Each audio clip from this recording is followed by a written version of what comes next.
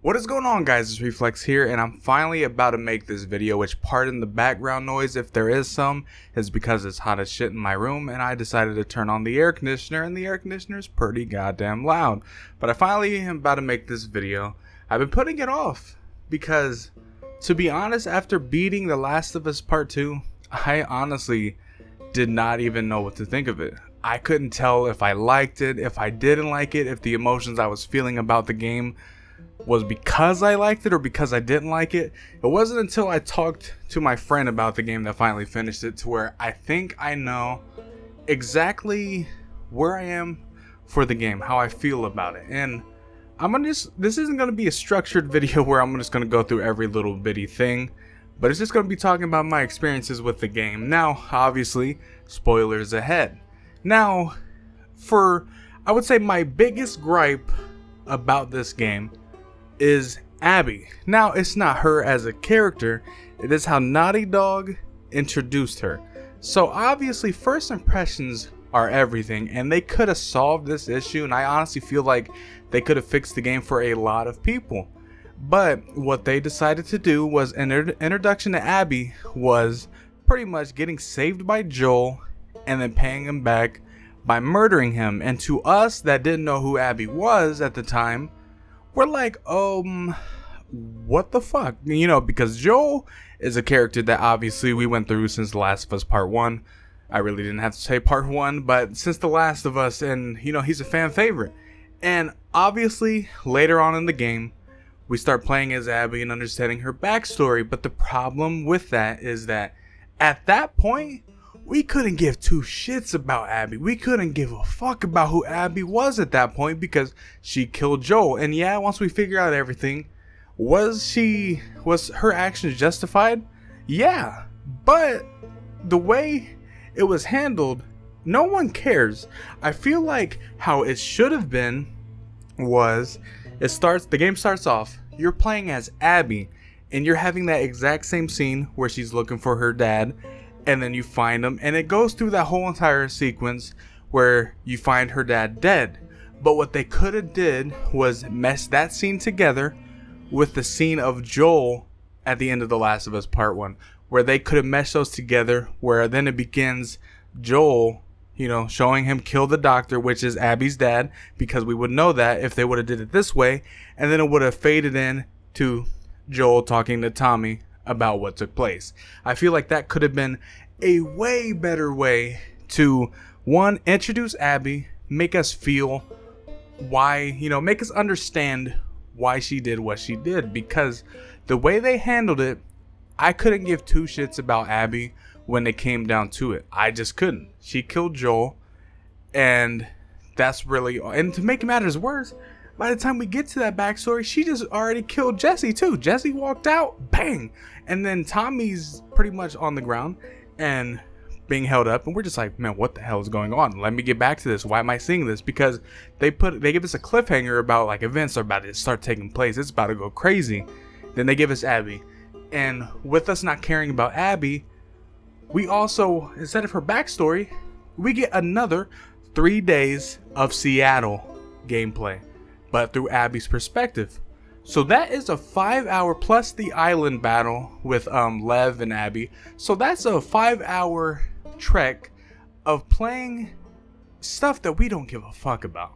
And that is an issue, but you know, it's not a major issue. It's just that this part really did not hit the way it probably was intended because of the fact they introduced Abby in the wrongest way. They're wrong, just the most wrong way possible. I said wrongest, that's not even a word, but the most wrong way possible they ended up doing that. But let's just go past that. Then we get to Ellie. Finally, you know, we think that Tommy died because he got shot. Everything was happening really fast, and I swore Tommy died. He didn't. But, you know, Ellie, we have to play as Abby to almost kill Ellie, which I did not like. I did not like that part. It was a weird feeling. I almost didn't even want to play that part, but I did. You get past it. She spares, Lev makes Abby spare Dina's life, which was cool. I'm glad that happened. Then we fast forward. I don't know exactly how long, but I know we fast forward to where Dina has her kid, and Ellie and Dina are living happily ever after in a house. But then Tommy shows up, And this is where it starts getting a little bit sad towards the actual ending part when you get to this. But Tommy shows up, has a map, and talks to Ellie about finally finishing it. We know where Abby is, but Dina says no. She doesn't like that. Ellie, you can tell she wants to go, but she doesn't want to leave Dina because it must have happened before. Because when Ellie finally decides she's going to leave, Dina says, I'm not going to do this again. I'm not going to go through this again. And the thing is, the way it sounds, she doesn't want to go through it again by her leaving her all alone again. Now, obviously, Dina, that was not the case. The first run up with Abby almost killed both of them. So obviously, it must have happened again before Tommy showed up. So finally, she just said, freak it, I'm going to go after it and finish this. We run into, I forgot what they called, but it was pretty much another group that kidnapped Abby because Abby ended up finding a place that used to be an outpost for fireflies. She calls up a radio frequency and they find out that they're held up in, I believe, Santa Barbara or something like that. But regardless, she goes back outside. They're about to head towards there, and then they get kidnapped and Lev gets freaking socked. And that part made me laugh. I shouldn't have laughed, but literally that one part just bang, Lev's on the ground. I'm like, Jesus Christ. But regardless, they get kidnapped, and now Ellie's in this situation, and she ends up walking into a trap, gets caught by her leg, gets pretty much stabbed by a tree branch, and then she gets kidnapped by the same people. Luckily, she gets out of it, and that's pretty good. Now she's going to where Abby is because the guy said, oh, I know exactly who you're looking for, blah blah blah, here's where she is. And then we're running through it, killing a whole bunch of people. We find Abby by the pillars, and this is where the final battle takes place, which was interesting. I enjoyed this part, but through all this, all the hundreds of people that Ellie, I think I called her Allie earlier, but all the people that Ellie killed, and then all of a sudden, when she was rendering Abby's final breath from her body, drowning her, she all of a sudden sees Joel and gains a conscience. Now, I didn't understand this part because, I understand that she finally realizes that this revenge isn't going to bring her back. She killed numerous people, but I feel like it's kind of odd that you grew a moral compass at the person that you finally want to get revenge for. Maybe it's that she finally understood why Abby did it, but regardless, I don't quite understand the reasoning behind her decision to let Abby live. I didn't get it. But regardless, it's fine. But the bad thing is when she goes back, the ending is this, and I feel like this is the most saddest part because during the fight, Abby bites off 2 fingers, which are pretty much a major part of playing that guitar that Joel gave her. And she goes to play it, and she can't play that guitar the way that she could.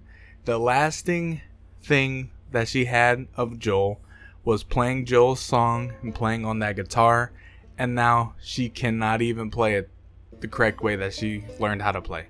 And as you can see, Dina is also, well, you guys can't see because I don't even know what's going to be playing in the background because I'm making this video at 6:54 in the morning, so this is going to be interesting. But Dina left. She said that she's not going to deal with this anymore, so she left. So by the time Ellie did get back, it was an empty house, and she left all of Ellie's things.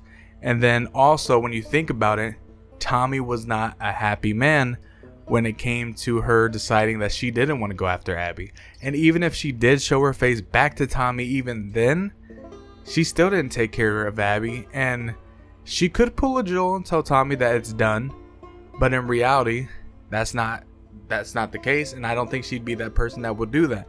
So Tommy is obviously probably not going to let go of that grudge because not only did he lose his brother, a promise that was made from Ellie was that she'll finish it, and she ended up not finishing it.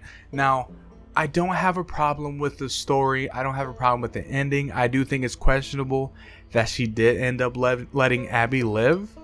And I also do not like how they introduced Abby. I feel like they should have put Abby's backstory right off gate and then introduce it into Joel. That way we understand exactly why Abby's doing what she did instead of finding out later when it's too late to redeem a character that we hate so much. Because I watched many reactions of the Joel scene and even parts past it.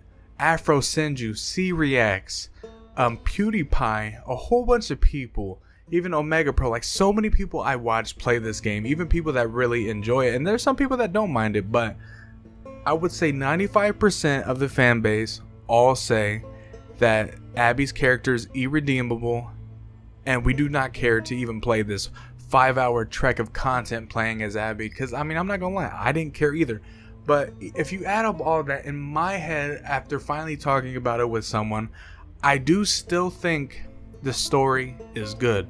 The ending is questionable. It's definitely not going to hit the same for everyone. Some people are still going to be pissed. But I honestly, from the get-go, I thought Joel was going to die anyways. That's the part that I did get spoiled on. But even then, months before, I would even almost go to say even a year before the game came out, I was talking with a friend and we were both saying, I don't see Joel living past this game. I don't. I feel like even the story shouldn't let him live past this game. Do I think he died too quick in the game? Yes. But regardless, I did think he was going to die. So the death did not hit me. The only part I had an issue with was the introduction of Abby, with having to play as her so much of a chunk in the game later that I just didn't care much. But as for the story, I have to give it a 9 out of 10.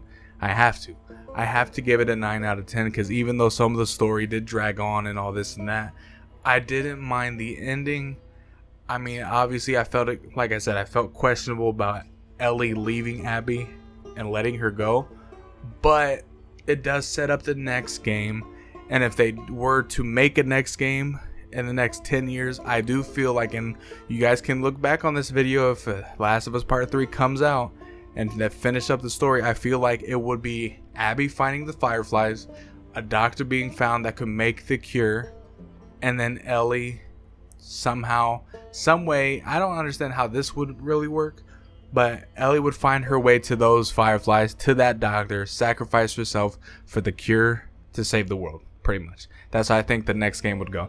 But regardless, 9 out of 10 for the story. People are not gonna they're not gonna agree with that. I guarantee I already lost a lot of people. But 9 out of 10 for me. With the music, I love the music dearly.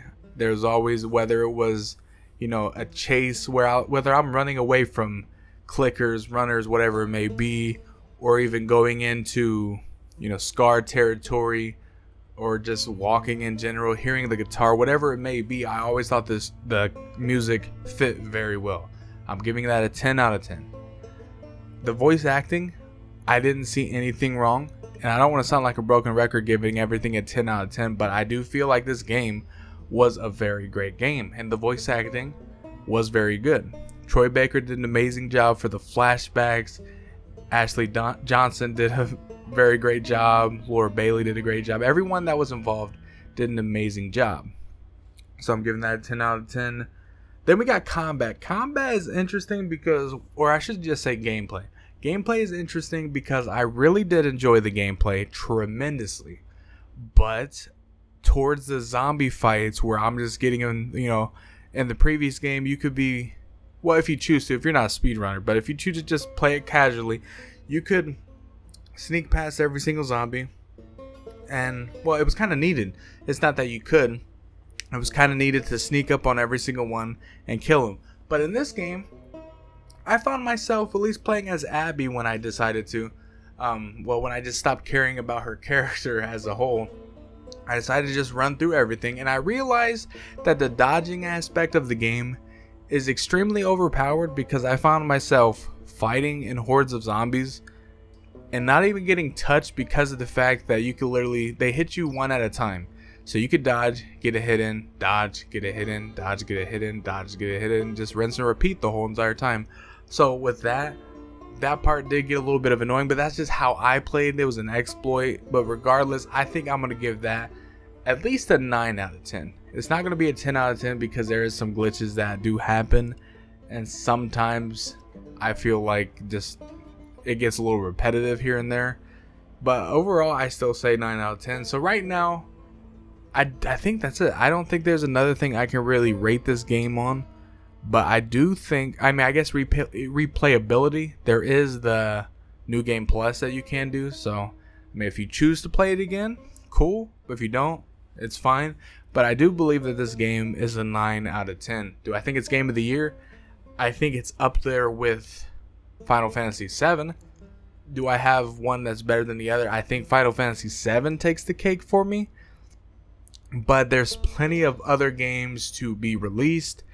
And I do think that eventually there might be one that takes the spot of both of them. I don't think Ghost of Tsushima will beat them. There is a possibility that, I'm not going to say Crash is going to beat them, but there might be a game that might come out in the future that could be better than The Last of Us Part 2 or Final Fantasy VII, or there's even a few others that I've seen people talk about for Game of the Year. I mean, I think it's going to be a tight race for Game of the Year this year, and I mean, I'm excited, but I did enjoy this game. Let me know down in the comment section below, though, what you guys think of this game. And I know there's going to be people with mixed opinions. There's going to be people that dislike this video just because I gave Last of Us Part 2 a good score, and there's going to be part of this video where people will just probably be mad that I didn't give it a perfect score, because there's people that I've seen that were mad because people just didn't call it a masterpiece, and it's just vice versa. The review bombs versus the people that were giving legitimate reviews and not liking it. Like, if you don't like the game, that is your opinion, and honestly, I could see why you don't like the game. Some people, right after Joel died, they were like, no, I'm not doing this, and I totally get that. I'm not even holding that against you, because the way they did it, I would not blame you. I would not blame you, because if you get through the whole game, I realize now that they could have did it a lot differently to achieve the same effect, but it probably wouldn't have hurt the fan base as much, because Joel dying is going to hurt regardless how you swing it. No pun intended. But I don't think it would have hurt as much if we understood Abby's backstory before the fact. But we didn't. What's done is done, and it left people a lot more hurt about this game than I think it should have. But regardless, I still enjoyed the game. It is a 9 out of 10 for me. Indeed, Cop, I am glad I not only got the tattoo that I got for this game, but I'm also glad I got to play it, got to experience it.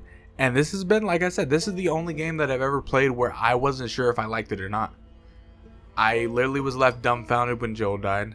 I was left kind of like, this game is dragging when it came to Abby's part, which, I mean, like I said, I could easily give this game an 8 out of 10 and probably be okay with that. 7 out of 10 possibly if I really think hard about the whole Abby part, and I might be like, yeah, that part was boring as shit. Maybe I didn't like it as much, but I'm still going to give it a 9 because overall I remember having a good time. I remember being captivated and immersed by the story, and I mean, I would play the next game, and if there is a next game, I don't think I'm going to hold a grudge. Some people won't.